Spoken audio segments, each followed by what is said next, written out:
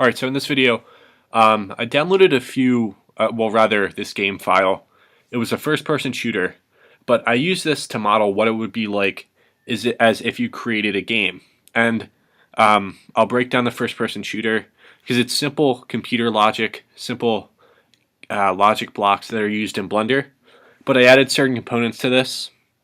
Here's the first-person shooter. I added the bridge. I added the cannon movement. And you see these planes. For instance, this plane has a bomb attached to it. This plane has a bomb attached to it. This plane has a symbolic bomb attached to it, as well as this plane. Now I'm going to show you the logic that's required when I press P, and you'll see what it does. It's almost like what you would see in a modern three-dimensional game. So let me press P. So, and you see it would be the planes move through simple Blender logic. So let me get it from another angle. So let's say we're from this angle. And this is just using simple sensors and actuators to promote their speed. And it uses an always sensor that is shot from the plane, but you had to join, you have to press Control P and join the bomb to the plane and X-ray it. So I'm going to show you how to do all of that in the next few videos.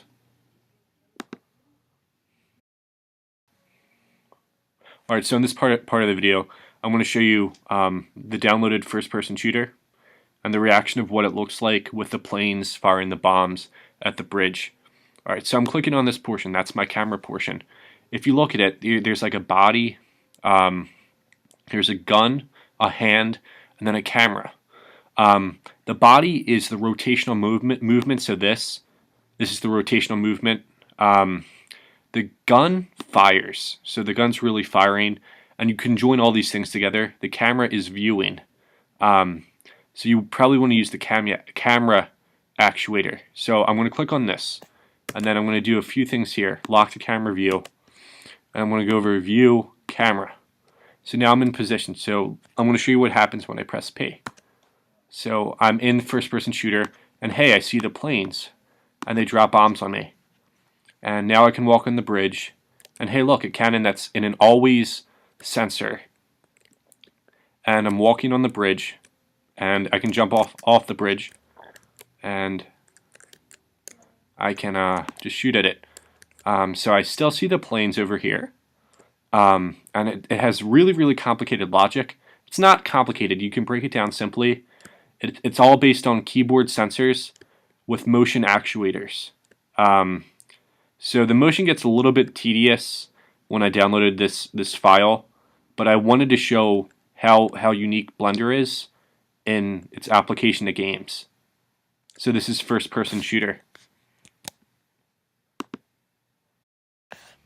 Alright, so in this part of the video, I'm going to show you the logic required for the plane to move. So let me just show you one more time. When I press P, it moves and it throws a bomb at the bridge. So I'm just going to use this simple plane right here. So this plane right here, it has an always sensor here, as we see. Following the mouse, it has an always sensor. And then the simple motion, each one of these planes is in the Y direction, and it's negative. The magnitude can differ for each one of these planes, as you see. Let me show you something. The magnitude's differing because they're going at different speeds. So it's a simple always sensor with a motion actuator in the Y direction, negative Y direction. Now what about this bomb? So I pressed Control P. First you put the programming in the bomb, and then you Control P object the bomb to the plane.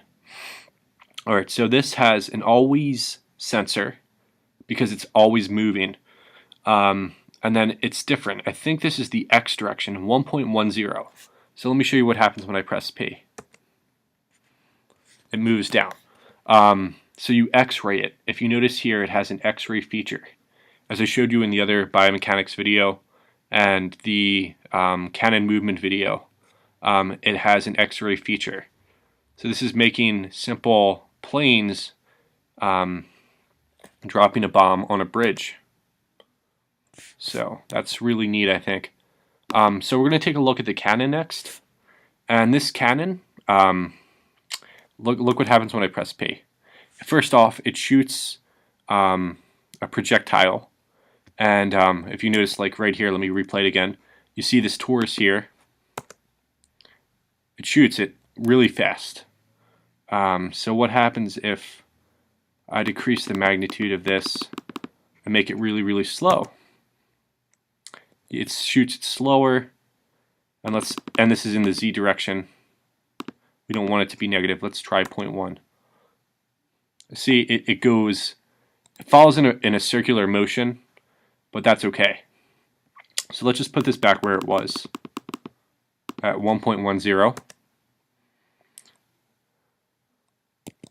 And let's take a look at this.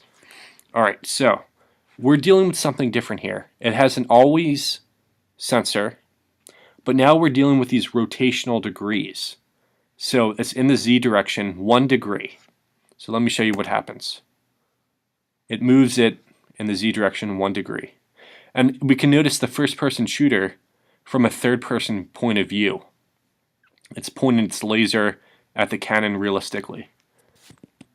So thank you, that's the conclusion of this video.